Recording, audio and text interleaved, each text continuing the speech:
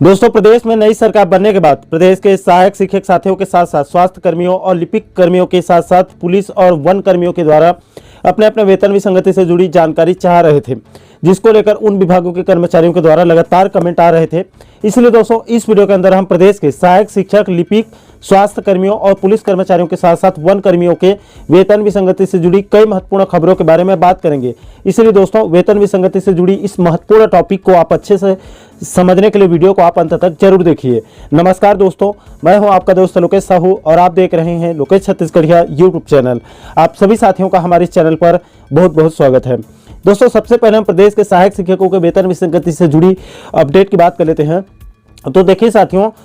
हमारे चैनल पर पहली बार जो दर्शक आए हैं उन साथियों को मैं उनकी जानकारी के लिए बता दूं।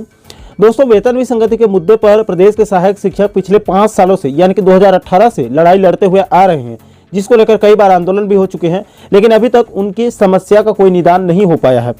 आपकी जानकारी के लिए बता दूं कि भूपेश सरकार में सामान्य प्रशासन विभाग के द्वारा 16 सितंबर 2021 को प्रमुख सचिव आलोक शुक्ला जी की अध्यक्षता में एक कमेटी का गठन भी किया गया था, जिसकी रिपोर्ट 90 दिनों में सरकार को सौंपने के लिए कहा गया था। लेकिन दोस्तों, आपको हैरानी होगी कि जिस सरकार के कार्यकाल में इस कमेटी का गठन हुआ था वो सरकार भी चली गई और जिस प्रमुख सचिव की अध्यक्षता में ये कमेटी बनी थी वो प्रमुख सचिव भी चला गया, लेकिन आज तक वो 90 दिन नहीं आया है। अब दोस्तों, प्रदेश में जैसे ही सरकार बदली और सीएम और डिप्टी सीएम के शपथ लिया गया, उसके तुरंत बाद छत्तीसगढ़ सहायक शिक्षक समग्र शिक्षक फेडरेशन के प्रदेश अध्यक्ष मनीष मिश्रा जी के नेतृत्व में बीते दिनों सीएम और डिप्टी सीएम से फेडरेशन की मुलाकात हुई और वेतन विसंगति और शिक्षक प्रमोशन निरस्तीकरण के मुद्दे पर सकारात्मक चर्चा हुई है। इसके बाद दोस्तों, इस वीडियो को रिकॉर्ड करने से पहले आज फेडरेशन के प्रदेश अध्यक्ष मनीष मिश्रा जी से मेरी बात हुई, तो मिश्रा जी ने बताया कि इसी वेतन विसंगति और संशोधन के मुद्दे पर एक ऑनलाइन वर्चुअल बैठक अभी हाल में रखी गई थी 1-2 दिन पहले, जिसमें वेतन विसंगति और प्रमोशन निरस्तीकरण के मुद्दे पर लोकसभा चुनाव के पहले अभियान चलाकर सभी कैबिनेट मंत्रियों से मुलाकात करके वेतन विसंगति ड्राफ्ट को सौंपने की जानकारी दी गई है। यानी कि आने वाले दिनों में सहायक शिक्षकों के वेतन विसंगति का मुद्दा फिर से अपने चरम पर होगा और इस बार चूंकि सरकार बदल चुकी है, ऐसे में अब उम्मीदें भी बढ़ चुकी है।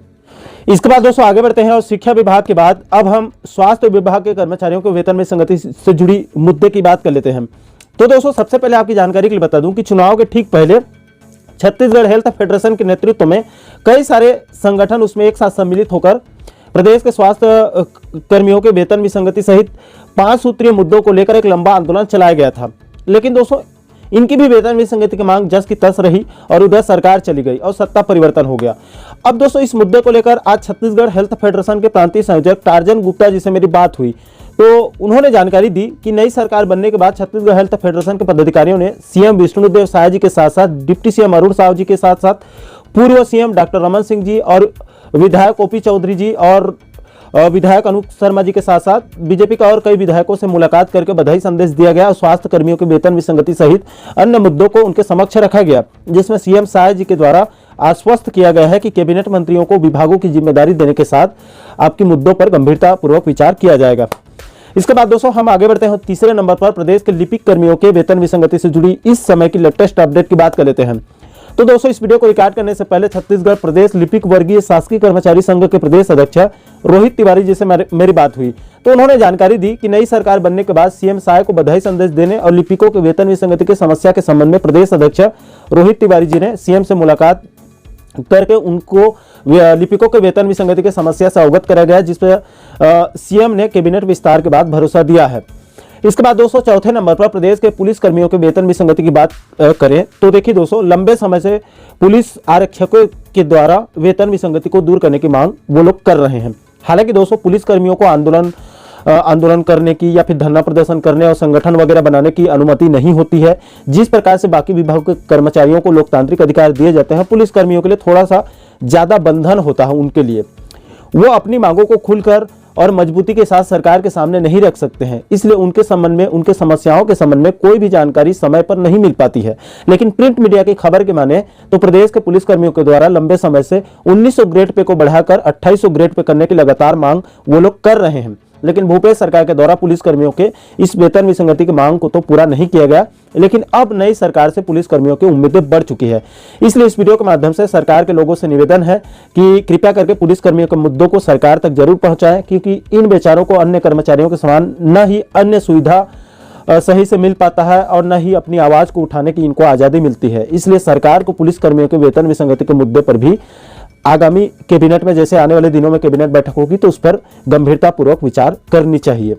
इसके बाद दोस्तों अंत में 5वें नंबर पर वन विभाग के कर्मचारियों के वेतन विसंगति से जुड़ी अपडेट की बात कर लेते हैं। तो देखिए दोस्तों, वन विभाग में कार्यरत वन रक्षकों यानी कि फॉरेस्ट गार्ड लोगों के वेतन में विसंगति थी, जिसको लेकर पहले लगातार मांगे उठ रही थी। लेकिन दोस्तों थोड़ा सा पता लगाने के बाद जानकारी मिली है कि भूपेश सरकार ने 6 जुलाई 2023 के कैबिनेट बैठक में वन रक्षकों के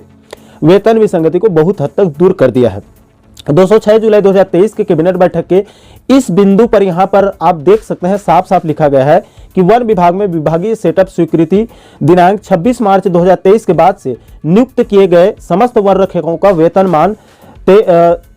3050 से 4590 मान्य किए जाने का निर्णय लिया गया है। इसका मतलब साफ है दोस्तों कि वन विभाग के कर्मचारियों की, खास करके वन रक्षकों के वेतन विसंगति बहुत हद तक दूर हो चुकी है। तो आशा करता हूं दोस्तों कि आप इस वीडियो के माध्यम से प्रदेश के सहायक शिक्षकों के साथ साथ स्वास्थ्य कर्मियों और लिपिक कर्मियों के साथ साथ पुलिस कर्मियों और वन कर्मियों के वेतन विसंगति से जुड़ी इन सभी अपडेट को आप अच्छे से समझ गए होंगे।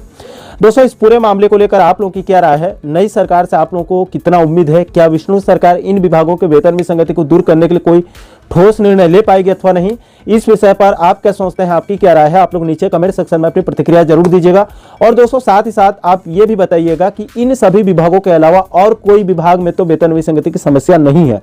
उसे भी आप लोग नीचे कमेंट सेक्शन में हमारी संज्ञान में आप लोग जरूर लाइएगा। और दोस्तों आप आगे भी प्रदेश के नियमित कर्मचारियों के साथ साथ तमाम अलग अलग विभागों के अनियमित कर्मचारियों से जुड़ी इसी प्रकार के महत्वपूर्ण मुद्दों पर वीडियो देखना चाहते हैं तो आप हमारे चैनल को जरूर सब्सक्राइब कर लीजिएगा, ताकि आने वाले सभी नए वीडियो के नोटिफिकेशन आप लोगों तक तुरंत पहुंच सके। दोस्तों अभी के लिए फिलहाल इस वीडियो में इतना ही, मुझे दीजिए इजाजत। मैं मिलता हूं आपसे एक और महत्वपूर्ण मुद्दे के साथ, महत्वपूर्ण टॉपिक के साथ। तब तक के लिए जय हिंद, जय छत्तीसगढ़।